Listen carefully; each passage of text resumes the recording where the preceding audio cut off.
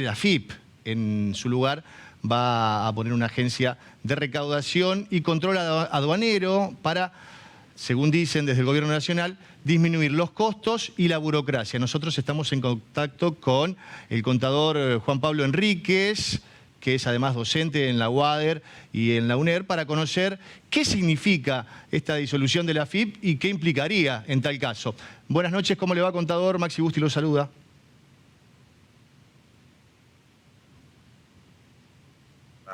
Bueno, básicamente esto tiene que ver con una cuestión coherente por parte de este gobierno desde que se inició la gestión en diciembre, que es el recorte del gasto público y la disolución de organismos del Estado, ¿sí? En el día de hoy se conoció la transformación de AFIP en lo que será ARCA, Agencia de Recaudación y Control Aduanero. Se estima que se van a despedir alrededor de 3.000 trabajadores y trabajadoras de la plantilla, que equivalen aproximadamente al 15%, y básicamente esto tiene que ver también con una cuestión coherente, que es de alguna manera disminuir los controles a las grandes empresas de la Argentina. Esto ya se hizo en la gestión de Fernando de la Rúa en el año 2000, 2001. Los técnicos de mayor capacidad de AFIP terminaron trabajando para las grandes empresas buscando algunas estrategias de cómo evadir impuestos, y de alguna manera también marca cierto activo de incoherencia en el sentido de que si yo reduzco el gasto público, también termino reduciendo la recaudación vía, por ejemplo, impuestos muy importantes, el más importante de todos, como el caso del IVA, que en este caso, en el interanual de la actualidad, está mostrando un 22% de caída ahora en el mes de septiembre.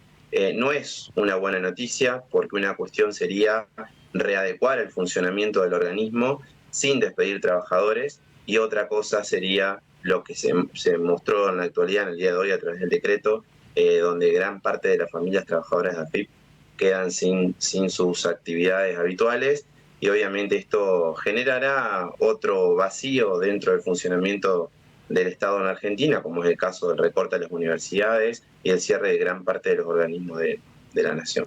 Bien, el ejemplo que daba Enríquez, por allí no es muy promisorio, porque lo comparaba con Fernando de la Rúa, que terminó, todos sabemos, en ese diciembre trágico. ¿Cómo avisora usted que puede llegar a funcionar en la actualidad? Estamos hablando de un modelo económico muy similar, no es libertario, sino que es estrechamente neoliberal, que sinceramente comulga con las ideas de defender los intereses de los sectores dominantes. Seguramente hoy quienes se van a poner contentos con la medida de AFIP son Marcos Galperín y Paolo Roca, pero no los pequeños monotributistas o aquellos trabajadores que no pagaban ganancias y ahora sí pagan ganancias. Los impuestos en general a los trabajadores y a los sectores productivos se han aumentado. En cambio, los impuestos de los más ricos de la Argentina, como es el caso de la reducción del impuesto a los bienes personales, es una marca registrada de lo que tiene que ver con esta gestión: favorecer a los ricos y perjudicar a los sectores del trabajo y productivo de la Argentina. Bien, en este marco también iría de la mano con el RIGI, podría ser, en este caso, justamente para favorecer a los grandes inversionistas, si se quiere.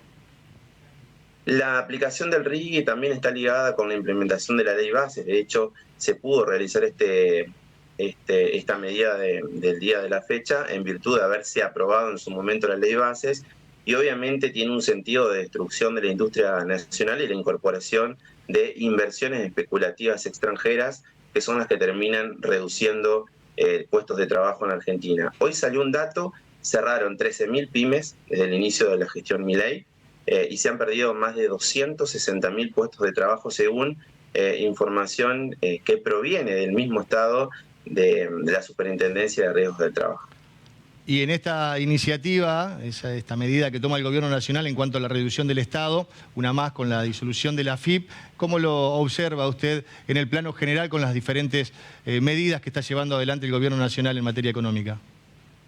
Sí, como bien te lo decía recién, son en su mayoría medidas tendientes a favorecer a los sectores de gran capital argentino, y no hay una sola medida que beneficie a los sectores del trabajo y a los sectores productivos del país. De hecho, los sectores productivos se van a ver amenazados, sobre todo el sector agroexportador, por el ingreso de capitales internacionales que no van a tener ningún tipo de imposición por parte del Estado, todo lo contrario.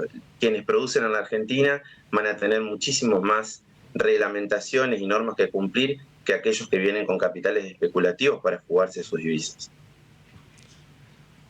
Muy bien. Muchísimas gracias, contador. Le agradecemos su apreciación respecto de este tema. Lo vamos a seguir convocando a nuevas charlas porque, lógicamente, las iniciativas del Gobierno Nacional van por este lado y, obviamente, necesitamos una voz que atienda esta requisitoria. Muchas gracias por su tiempo. Gracias a ustedes. Que pasen buenas noches. Juan Pablo Enríquez, contador público nacional, docente también de UADER y de UNER, dando